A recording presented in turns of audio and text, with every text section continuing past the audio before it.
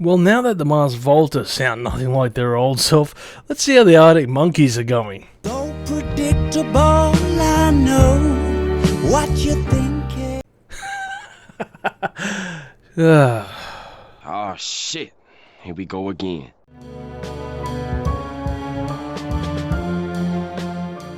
Hi people, and hello my Chili Con Carnage crew. It's Chili here from Live Listener Race, and for this 5-minute review episode, we're going to go over the Arctic Monkeys' newest album, The Car. The Arctic Monkeys had the distinction of being one of the bands chosen for my first list of the first episode of Live Listener Race, and although I wouldn't call myself a huge fan, I think it seems right that I cover them for this review. It's been some time since I heard their music.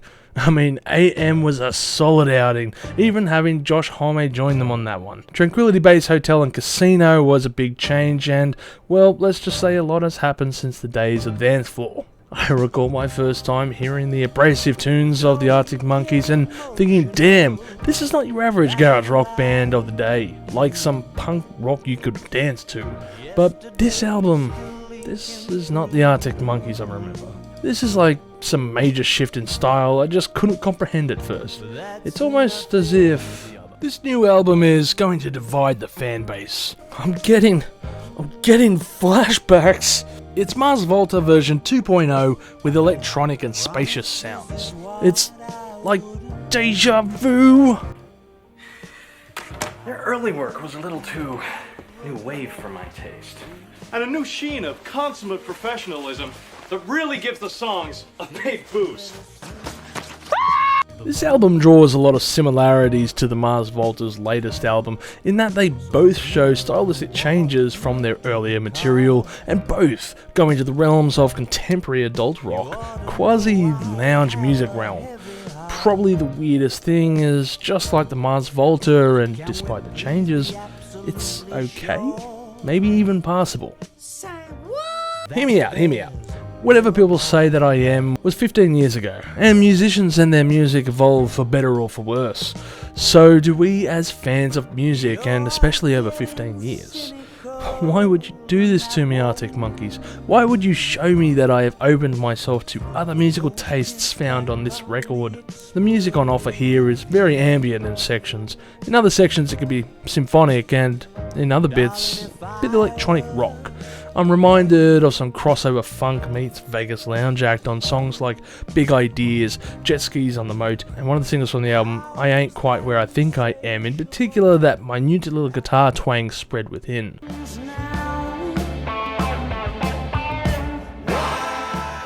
Tracks like Hello You and Mr. Schwartz are relatively stripped down in the way that the band have dropped the orchestral pit of 20 in place of 5-string instruments with a keyboardist. Sculptures of Anything Goes ventures into a synth Latin pop sound that's not really my cup of tea, but I can see why people will enjoy this song and this album. The other singles from this release are Body Paint and There Better Be a Miracle. Both of these singles sound relatively similar to me, and both are of that baroque pop sound. This genre is the perfect way to describe this album, and if you are like me and have never heard of this genre, then I congratulate you, because it's akin to the stamp collection of musical genres. Baroque pop is a fusion of classical music with rock. Technically I've heard of this mixture, but it's more along the lines of, say,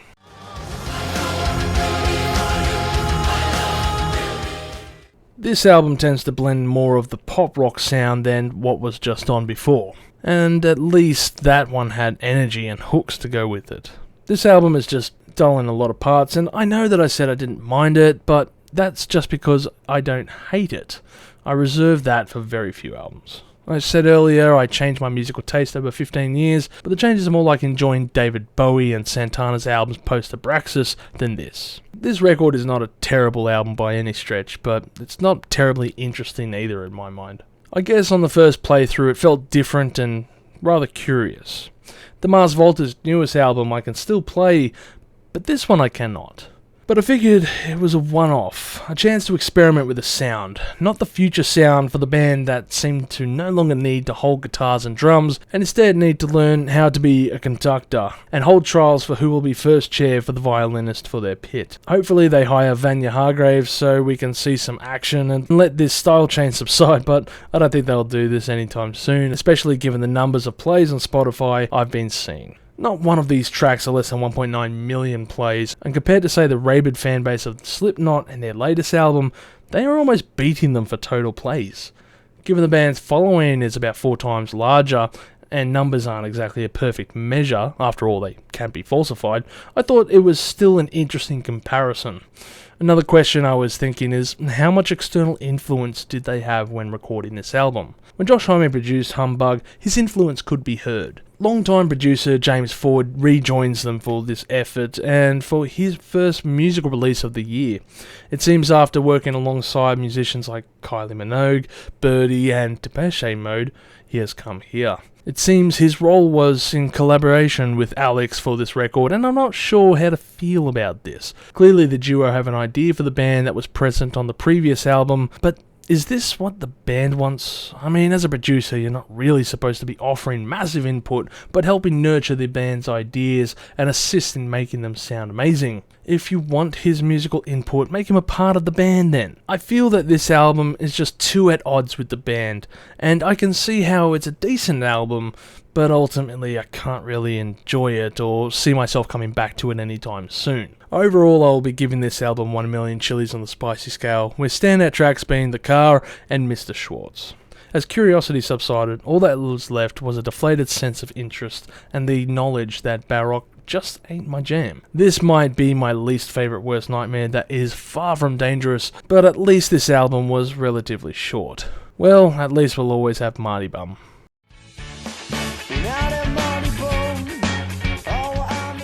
Thank you for tuning in to this episode of 5 Minute Reviews, and don't forget to subscribe. We are a small channel and growing ever so slightly. So make sure you leave a comment below and tell me your thoughts regarding this album, and as always, have a spicy day. Thank you for tuning in to this episode of Live Listen Erased, and if you have enjoyed this episode, make sure you share it with all your friends. Don't forget to subscribe to our Chili Con Carnage crew so you can get notified for all the future videos that we put out, as we put out videos every Friday.